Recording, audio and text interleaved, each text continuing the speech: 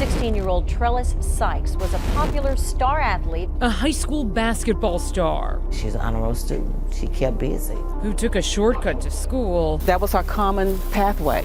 And that shortcut cost her her life. It was pouring down rain. It was a bad day that day. Trellis Sykes was raped and murdered. That was one of the worst nights of my life. Who killed her? Why? Her classmates, her friends, the community, they need to know who did this. Should be here now. Shouldn't be gone. More than 3 decades have passed, and now police are taking another look. Listen, we haven't forgotten about her. And so are we. Hello. Does this man in a Texas prison know something? You're convicted of some pretty horrific things. He's talking for the first time. Trellis Sykes fought hard. Someone's DNA was found on her, but back in '94, testing was inconclusive. The science just wasn't strong enough. But now, police say it's time to test again. Time to figure out who was waiting in the weeds. I'm Courtney Fisher, and this is Unsolved.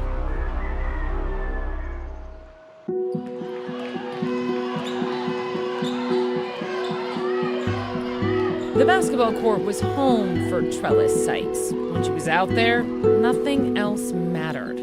Here, Trellis wasn't the shy 16-year-old that most people knew. No, here, Trellis was in charge.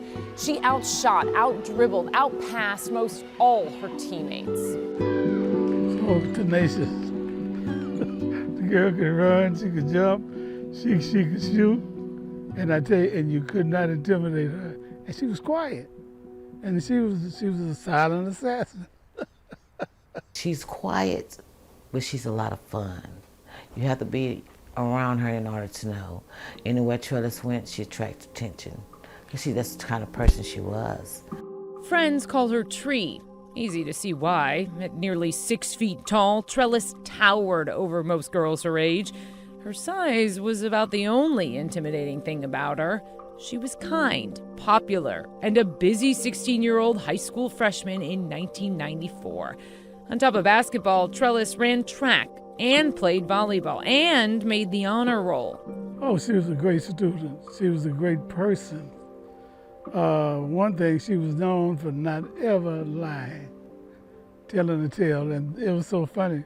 The students, if something was happening, and the teacher would ask what was going on, and the teacher would get ready to ask Trellis, what did so-and-so do? They said, oh, Lord, I'm in trouble because she's not going to lie about it. Trellis is going to be honest. Yeah, she's going to be honest, so don't ask her. She kept everybody happy. She was a happy girl. She had a happy life. But behind that wide smile, there was pain. Trellis lost her father when she was 13 years old.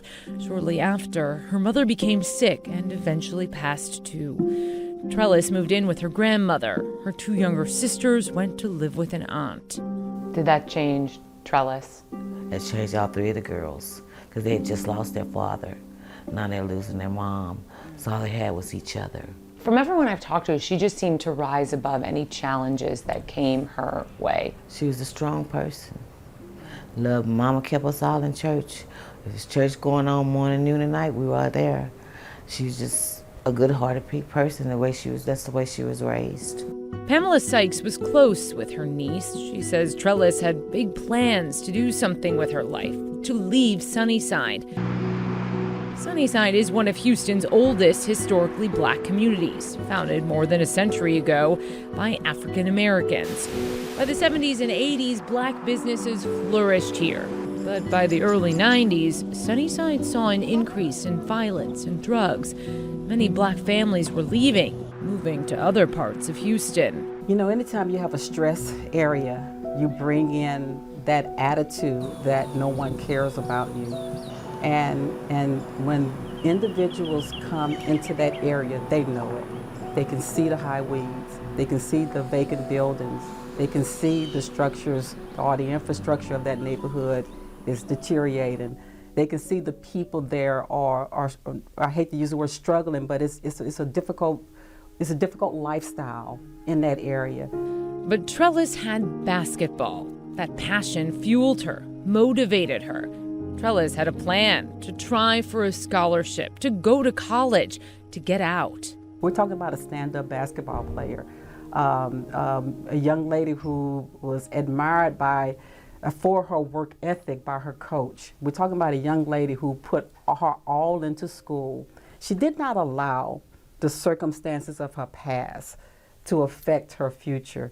And if you talk to all of her friends and you talk to her relatives, she was a go-getter. She had a mindset that she wanted to achieve, and to have her breath taken away from her for a senseless crime in a high weeded area where that situation could have been minimized, but it wasn't, is very, very sad. Friday, her badly beaten body was found in this overgrown field. It was really hard, really, really hard. She'd apparently taken a shortcut on her way to school that morning, a shortcut that cost her her life. When the forensics people came and they brought her body out, her leg was hanging and we seen the tennis shoe, and that's how we knew it was her. My mama just broke down, they broke us all down. Do you remember seeing that tennis shoe? Yes, yes ma'am. By her big thick legs, never forget it. Never, ever.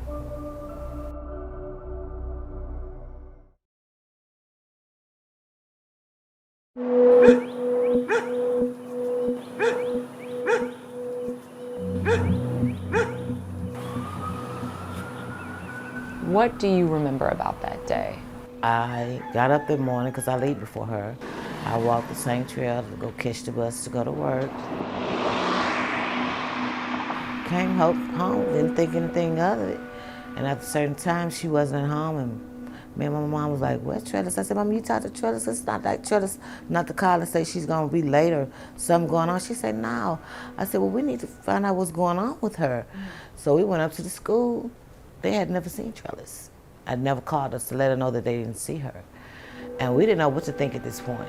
All we could do was call the police and told them that she was missing. We were driving around the neighborhood, asking people that she knew. I remember with just each waking moment, just seeing my mom and my grandma becoming just increasingly just more nervous, more worried. Trellis was walking to school on this path. Exactly. Just describe to me a little bit about that day. You know, that was our common pathway.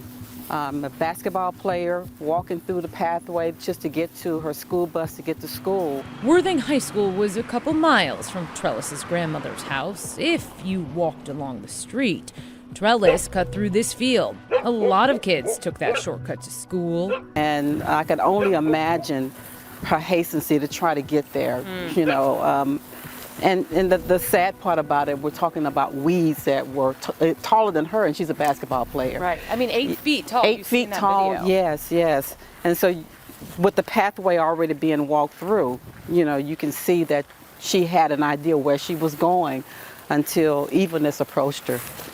And she doesn't get really past this area. No, this is where the disaster occurs. This is where the blitz occurs. This is where the suspect approaches her. This is where he pins her down. This is where he forces her to comply. And unfortunately, this is where she died. Trellis was raped and strangled after her attacker hit her in the head. The 16-year-old fought like hell, Detective Darkus Shorten says, breaking her nails as she clawed, trying to get away. Having someone with that strength and power, if she tried to scream, they wouldn't hear her. We're talking early in the morning, so people are still glassy-eyed and watching the news or what have you. So it was sad. This was all happening very fast. Trellis's cousin Latika, Pam's daughter, was 4 at the time. I didn't really understand what was going on because I was so young. And life changed after that, for everyone. It did affect the normalcy somewhat of my childhood because I was unable to go out into that neighborhood and play and do things that just a child would do. I didn't leave my house for 2 months. It was scary. Didn't know who this person was. And everyone would say, oh, Trellis looked just like you. And that made me scared. And I just couldn't go out the house. I just didn't want to go nowhere. I don't want to be bothered with nobody. I didn't want to do nothing. I just wanted to be in the house. It took me a good 2 months to come out the house. I wouldn't even let my daughter go out. Even after I started going out, I still wouldn't let her go because I'm scared. I don't know who this person is. What's their agenda? Why would you do that? What's your purpose for that? I just didn't have any answers. What was it like at school? You get this news, this horrific news, and meanwhile you're one of the leaders at this school with hundreds of students who are about to learn what happened to their classmate. How did you deliver that news? School almost stopped. It really did. The students were so torn up about it. From the 9th grade all the way through the 12th grade, they were sick about it. It was unbelievable that this had happened to one of them.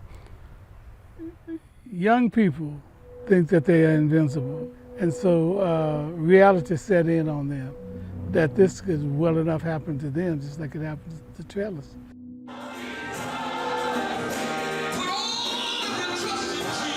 Christian Hope Baptist Church was packed for her funeral. By now, you understand why. Classmates, family, teachers, teammates. Someone handed a basketball, another a volleyball to Trellis's grandmother. Her coach spoke. Your dying will not be in vain, baby. All your peers will miss you, Tree. As we look, as games go on, there's going to be a spot in our minds that will never be replaced. Trellis was a very sweet person. She didn't deserve to die like this. First friend ever died.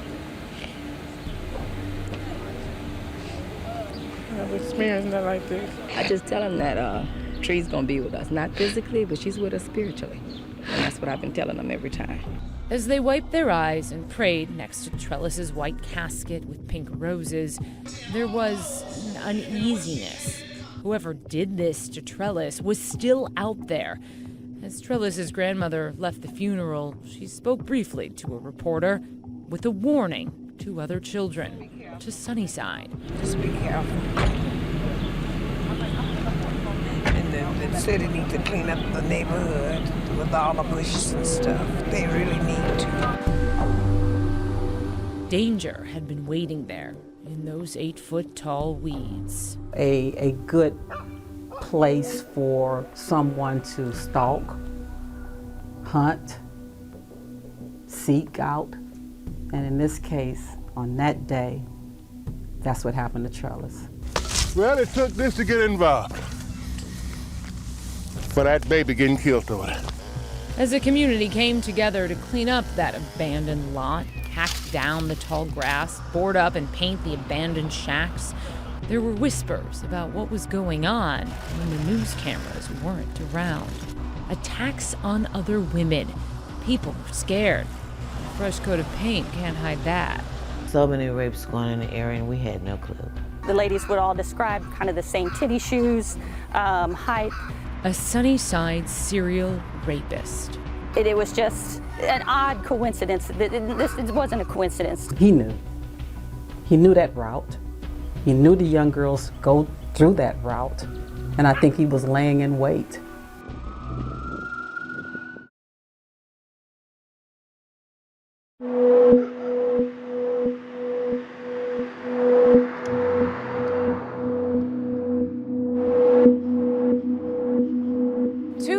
Before Trellis Sykes was murdered, a 17-year-old student was walking home from Worthing High School on this street when she was attacked. A man with a gun forced her into a vacant house, pointed the pistol at her head, told her to get on the ground, and then he raped her. The woman called police, then went to the hospital where doctors examined her and did a rape kit. Her attacker's DNA was collected, but that rape kit would sit on the shelf for more than 2 decades. 3 months after that woman was raped on Alvin Street, another 17-year-old black woman walking home from Worthing on that very same block was grabbed, pushed into an abandoned house, and also raped. The teen told police the man told her not to look at him and yelled, "I've got a gun in my hand. I'll kill you if you don't shut up." 2 months after that, another woman raped a couple of streets over. Same story. She was grabbed from behind and dragged into a vacant house. Victims, they didn't know this was happening to other girls. Why do you think that was? Now we'd hear about it on the news. There'd be press Social releases media. and press Yes. conferences and social media. Why do you think that this wasn't a community alert to everyone living around here? I don't know, and I don't know if it's because it's a sexual assault, that those are kind of hush-hush. Did you know at the time in Sunnyside that there were several women and girls who had been raped in that same area where Yes, Trellis? I did. You Yes, had I heard did, about that. because I grew up in Sunnyside. Did you hear about it from police or did you hear about it just No, on the street? I heard it from the street. You know, that's where I heard it from. I didn't hear it from police. It happened again and again. Within a few square miles, 11 women and girls were sexually assaulted in the 16 months leading up to Trellis's murder. The youngest victim was just 12 years old. But at that point, police weren't thinking about a serial rapist because the cases went to investigators in different divisions, split between adult and child sex crimes. So there wasn't the communication between the two and how they got the reports, if they even got the reports to their division. In 2013, the backlog of 20-year-old rape kits finally started getting tested, and Sergeant Lauren White got a call she'll never forget. There had been a DNA hit on a couple of her unsolved rape cases. It was a guy who had already been in CODIS, the FBI database, since '95 for a kidnapping charge. But by 2013, he'd been out of prison almost a decade, back on the streets. And I was like, this is a good case. We need to work this. And I got the offender's information. I looked him up, found his kidnapping charge. I'm like, okay, this is a good bad guy. The good bad guy is this man, Herman Whitfield. At first, Whitfield's DNA matched only 2 sexual assault cases, but that was just the beginning. You're looking at a man who is now linked to 21 sexual assaults. Police say they linked Whitfield to those 21 sexual assaults in different ways. His DNA was on the victim, or the woman identified him in a photo lineup, or cases showed similarities. It was like he was following a script. He would have them count, he would take their clothing, put it around their head, or tie it around their head. He would tell them, threaten to shoot them or threaten to cut them, and he'd display a knife or a gun. The Sunnyside rapist, as investigators called him, had been caught. I didn't know how big it was going to get. We did get 11 matches from his DNA that matched to these sexual assault kits. There were other kits that were missing. There were several that were attempted, and so there was no sexual assault kit. 11 women raped out of 21 had Whitfield's DNA on them, police say. Of the 11 women sexually assaulted in Trellis's neighborhood before she was murdered, police say Whitfield's DNA was found on 10 of them. Most of those girls and women were attacked between where his grandmother lived, where his father lived, and Worthing High School. As the investigation got bigger and bigger, White needed help convincing victims to tell their story. She needed other women who empathized and listened to these victims. We wanted those women to know that we believe them.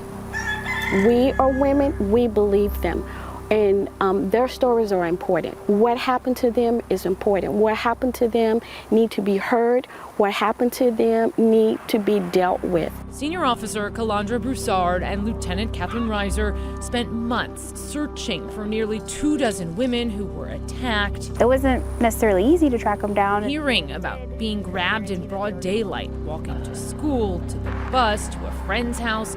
They were all ages, all backgrounds. Some of them wouldn't even talk to their families about it. It was something that happened. We're not going to talk about that. We're going to move on. And it was interesting to see how each of them had taken a different path. Some had just gone on to flourish. Some turned to drugs and alcohol. They didn't have that cope or that family assistance to be able to deal with that. There needs to be no shame. You did nothing wrong. You didn't ask for this.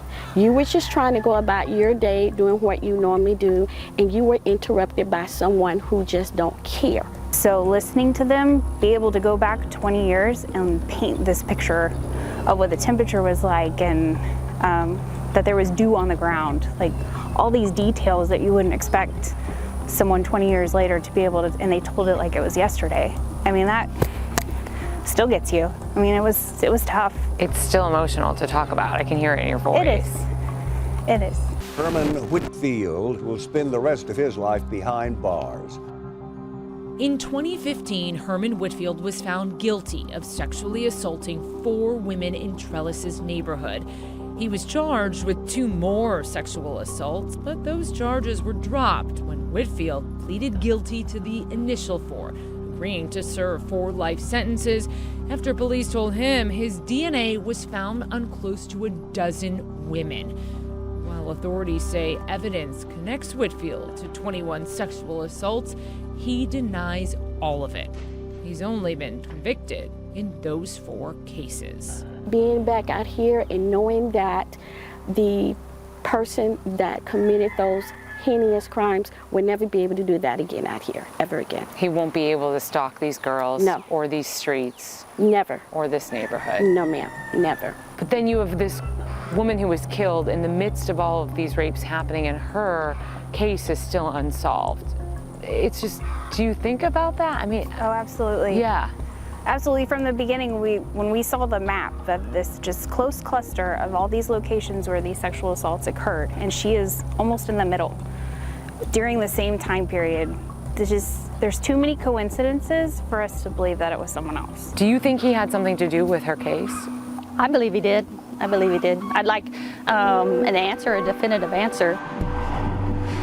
We wanted one too. That's why we took a trip here to the maximum security prison in Gatesville, Texas, where Whitfield is serving that life sentence times 4. Hello.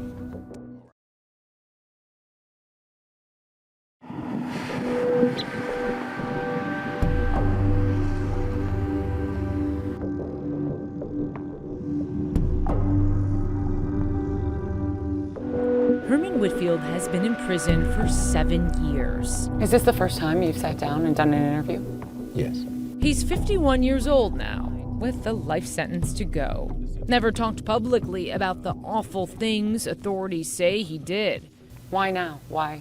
That's the same thing I'm asking. I don't know. I mean, I'm asking, why are you here? I didn't ask for you to come. And when it came out of the blue, I was like, well, it's 7 years after, I got convicted. What's going on? What's different now? Who said what? Who did what? Whitfield was 22 years old when he sexually assaulted the first teen in '92, one of the cases that put him here. He has never admitted to raping anyone. Police say that you are linked to 21 sexual assaults. A handful of them, your DNA on these women. Your response to that? I mean, you're in prison serving a life sentence for a guilty plea. Your response to that? Well, I really can't respond to that. Like I said to you in the letter that I wrote, those are things that I try very hard not to harp on, because I feel I'm not unlike any other citizen who hasn't done anything like this. I mean, I feel terrible about it, horrified, but I don't want to sit back and try to come up with any kind of excuse or anything like that. That's never been me, and so for the most part, that's the reason why I told you what I told you, that as far as discussing details and all that's past me. That's not who I am, and I'm going on from this point. Did you rape a dozen women, more than a dozen women? That's not something that I'm going to say here on TV. You're admitting to them, or you're not? I never told you that. I'm asking I you. was convicted, and I knew that going further with a trial, it's going to be the same thing. Once you get convicted on one life sentence, what's the use of going with the rest? What do you say to the fact that police say your DNA is on these women? What's your response to that? I cannot respond to that. You just don't want to go there? Yes. Why? Like I said, the media already has me pictured as a monster, right? And if that's the way they want to view me. But this is your chance to say Why? exactly. I'm going to be here forever. Why? Most people don't care about me. Why would I care about what they think about me? The people in here know me. They can give you an example of who I am. You can look at my record here while I was in prison, and I guarantee you it would match anything that I was in the world. Whitfield says he's a different person now, nearly 30 years after that first sexual assault. He says he used to have anger issues, and he's worked on that in prison. I learned on my own too late that, your thought process is very important. Everything that happens in the world, I think, starts with a thought, and that thought grows. And if you allow yourself to feed into the thought, and then in time, that thought becomes an action. And so I do that in reverse to keep anything that's I consider to be bad or unethical from entering, my spirit or my psyche. He's a very, very violent individual. Lieutenant John Colburn doesn't buy it. He was the last investigator to interrogate Whitfield. Wolf in sheep's clothing in some sense, because he doesn't come across that way when you're talking with him. But I have facts, I have proof that this individual has committed numerous sexual assaults, his DNA. And some of them are so horrific that you looking at the guy, in speaking with the guy, you have to keep that in mind, that this is an individual who has really done some serious harm to people, to innocent victims. If he were ever to get out of prison, would just wreak havoc on our society. Colburn has only questioned Whitfield about sexually assaulting Sunnyside women. And the lieutenant says no matter how many times he asked Whitfield to come clean, Whitfield wouldn't. He denied everything. And then Colburn says he dropped the bomb. And at one point in the interview, I just finally said, well, Herman, would it make a difference if there was DNA? He said, yeah, it'd make a huge difference. And I just looked at him, I told him, Herman, there's DNA, there's lots of DNA. And at that point, he put his head down, kind of took a deep breath. He knew at that point that he didn't know what he was there for, what I was there for. And he just told me he needed to talk to someone. And at that point, the interview ended. Colburn never asked Whitfield about the rape and murder of Trellis Sykes, because at that time, police were focused on victims they say had his DNA. Whitfield's DNA was not found on Trellis. Someone's DNA was found on her, but it was a minuscule amount, too little to create a profile of the killer. But that was 1994 technology. Now, almost 3 decades later, technology has gotten so much better. So detectives are retesting evidence from Trellis's crime scene, hoping to get some kind of answer. And that's the beauty of science, and that's the beauty of time. No one has ever asked Whitfield about Trellis Sykes. Police are still searching for that direct connection, that evidence that would link him. Other rapes within blocks around the same time just isn't enough for police to make him more than a person of interest. I keep him separate for the purpose of the integrity of the case, to make sure that I'm not building a case around him, I'm building a case around the evidence. But there he was, right in front of us, never talked to a reporter before, so we asked him about Trellis. Does that name sound familiar to you at all? No. Why would it? She was murdered in Sunnyside, not far from Worthing High School, not far from your father's house. It was in that same area where some of these rapes occurred that police say, that's terrible. You raped these women. And it was right in the same timing of that. That's not anything that I know anything about. You did not rape her. I don't know anything about that. You didn't kill her. I don't know this person. You've never heard of her. No. Police have talked to me about Whitfield has always been a person of interest in this case. Your reaction to that? I have no reaction to that. There's a lot that I don't know. That's not in my paperwork. There's nothing I can tell you on that, and nothing I can say. I can't expound on it in any way because I know nothing of it. Do you think he is capable of murdering someone? Oh, absolutely. Absolutely. It would not surprise me at all to find out that he had murdered someone. That would not shock me one bit. Do you think he killed Trellis? That I don't know, only because I don't know anything about the case. I think it's highly likely that he could have had, I mean, if he's linked to the case in any way, then I can see this individual being the killer for sure. While Whitfield's DNA wasn't found on Trellis, these investigators aren't backing down. White is waiting for that retest, hoping cold case detectives make progress. If we don't find the DNA for her answer today, before I'm going to be here 10 more years, and before I leave, I'll go to cold case and say, look at Trellis's case again, because she deserves an answer. Her family deserves an answer. Her classmates, her friends, the community, they need to know who did this. Do you feel like this case, you know, the totality of it can't really be put to bed until Trellis's case is solved? Yeah, I do. It does feel like that. I mean, it was a wonderful feeling to be able to sit in the courtroom with those women and see them get closure, but Trellis's family deserves that also. Although I saw him, but Trellis's aunt Pamela was there in court the day Whitfield was sentenced to life. She wanted to see those families get the closure they deserved, she says, even if she's still waiting for hers. Pam says they're connected in a way she wouldn't wish on anyone. And while she knew she couldn't, she desperately wanted to confront Whitfield right there in court. But he would never look the way towards me, and I'm like, where did he come from? Who child he is? Did you think about your family members when you did this? You're convicted of some pretty horrific things. Would you say you're still a good person? I always have been a good person, yes. You see how that sounds to people? Yes, I know. A lot of people just think of things as one-sided. I mean, if you venture into most people's background or childhoods and you find that he or she went through this up until the point that they got this time, well, for whatever it would be, heinous or whatever it would be, you would probably realize, well, I see how this came to be if I saw these steps. They don't know that. All they know is the end result. You know, here's this guy who did this horrific thing. Do you think he had something to do with Trellis's murder? I don't know. And I say, well, I just don't need him to get out because he did not deserve to work on this earth again.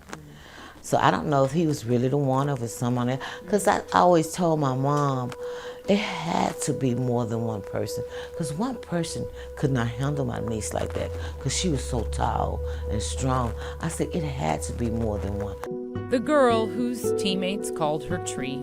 Trellis would have graduated in '97, gone on to do big things, no doubt. But we know how the story ends. Trellis didn't go to prom or walk across the stage in a cap and gown, but she wasn't forgotten. Where her senior picture should have been, there's a memorial poem. One of the lines, "I know that when we all look back and reflect upon our past, we'll see smiles upon the first day and tears upon the last," dedicated to the memory of Trellis Sykes. If her case gets solved, what does that mean to you? A burden lifted off my shoulders. It really will. And that person will not be able to hurt anybody else. Principal Ronnie Evans worked at Worthing for another decade before retiring. He saw some of Sunnyside change, some parts didn't. Where Trellis was killed, the weeds keep growing.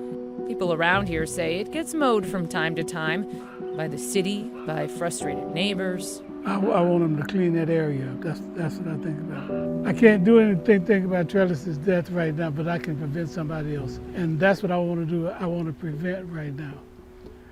Because I feel that if those weeds had not been as high as they were, those weeds were 6 feet tall. This never would have happened to her. It's been nearly 30 years, but you see how his heart still breaks. A testament to Trellis. Man, she was loved. I mean, every single person that you talked to who knew her, she made an impact. And I think it was more than just an impact on the basketball court.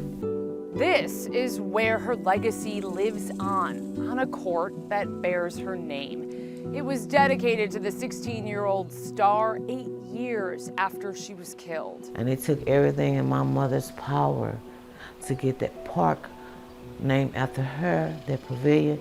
And once she got that done, my mama just couldn't take it anymore. It really deliberately took her out of here. Yes, that really took my mom out of here when they did to my niece. They took my niece, they took my mom. And I just have to be strong. I have to be the stronger one. When you drive past that park and you see Trellis's name on that sign, I cried a little and then I just talked to God, you know, and I got calmed down. It's just still seems so fresh and you don't know who this person is or who child is in danger out there. No one deserves to have a family member taken like that. No one. Do you think this case will be solved? Do you think you'll know who did this to Trellis one day? I hope that she gets the justice that she deserves. And I hope anything that goes on in the dark shall come to the light. It's not going to come when we want it, but it will be on time. Just have to stay strong and pray God that he cleared that pathways for me, because it's hard. I asked him to relieve the pressures, because sometimes they can be overwhelming. So I just have to take it day by day. I take one day's journey at a time.